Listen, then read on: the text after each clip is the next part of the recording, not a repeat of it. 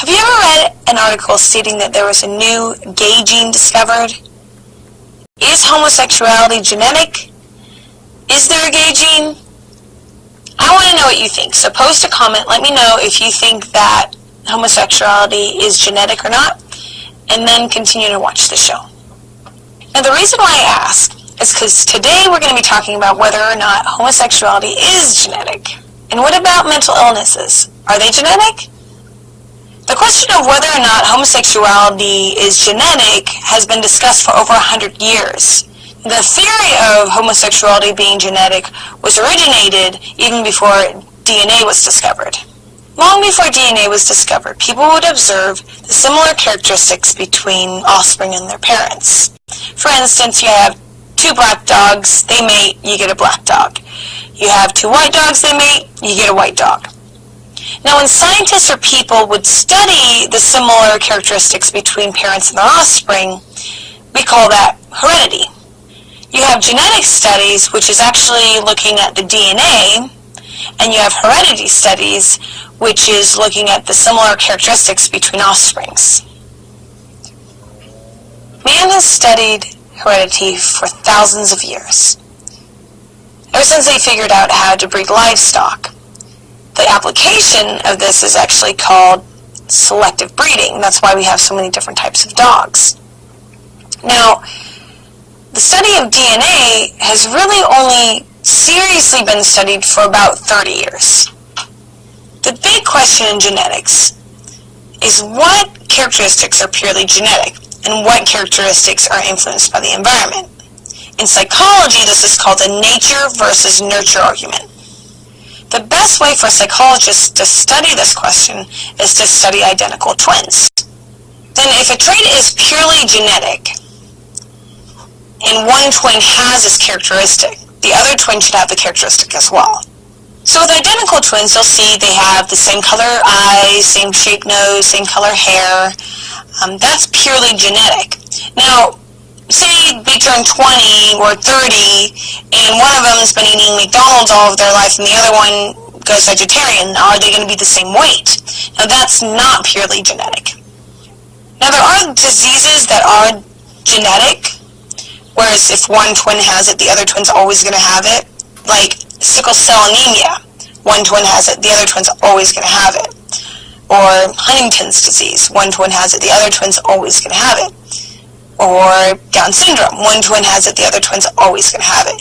Now, if we're talking about personality traits and one twin has a personality trait, the other twin isn't always going to have the same personality trait.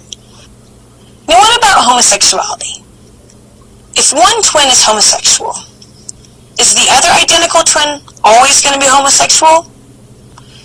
The answer to the question is no. So therefore, homosexuality can't be purely genetic. Studies between twins and homosexuality have been done for a really long time. There's been a lot of them done.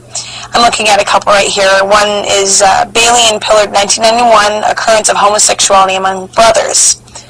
It says 52% of identical twins of homosexual men were likewise homosexual.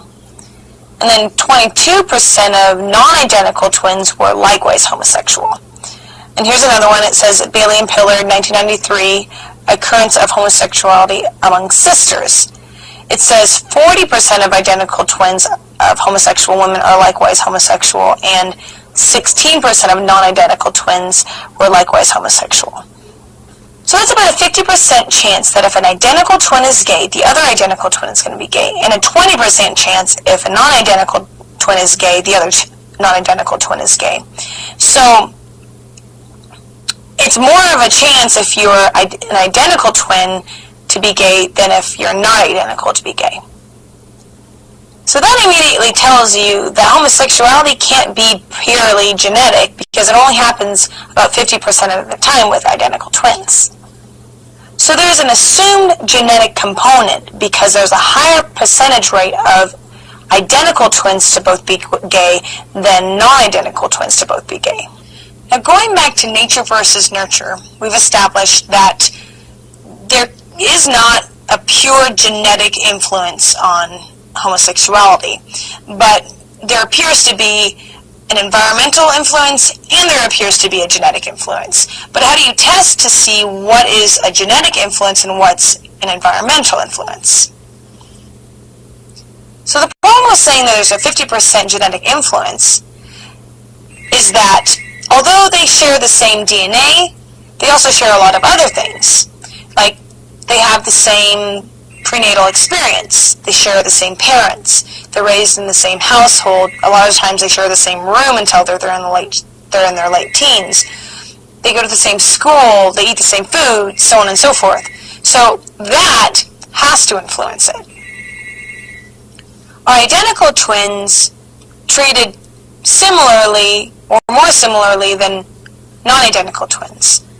I would probably have to say they're treated more similarly. For instance, I have a couple cousins who are identical twins and they shared the same toys, they had the same friends, they had the same room, and they were treated very similarly. Whereas non-identical twins are going to have a little bit of a different identity. They have different clothes a lot of the times, they share different friends, and it's just a different upbringing. So I would say they're treated a little bit differently. So it would be impossible to separate out the environmental and the genetic influences on homosexuality. But as we've seen tonight, the environmental influences play a bigger part than the genetic influences on homosexuality. Okay, so I'm going to read something to you. This is from sociologist Stephen Goldberg. It says, I know of no one in the field who argues that homosexuality can be explained without reference to environmental factors.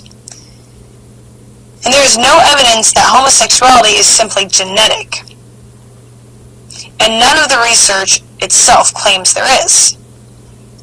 One of the problems we have in media is that the person writing a scientific article, they don't really understand the scientific research themselves, so they'll tend to simplify things and or exaggerate things.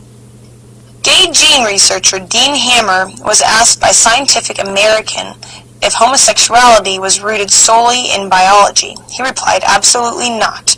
From twin studies, we already know that half or more of the variability is sexual orientation is not inherited.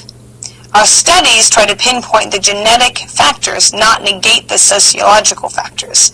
But in qualifying their findings, researchers often use language that will surely evade general understanding, making statements that will continue to be avoided by the popular press, such as, the question of the appropriate significance level to apply to a non-Mendelian trait such as sexual orientation is problematic. Sounds too complicated to bother translating? This is actually a very important statement. In layman's terms, this means it is not possible to know what the findings mean. If anything, sexual orientation cannot be possibly inherited in the direct way eye color is. So that's my video. Do you still think homosexuality is genetic? Leave a comment, let me know, and subscribe. I'll be back for more videos. For more great videos like this one, check out the Psychic Truth channel on YouTube.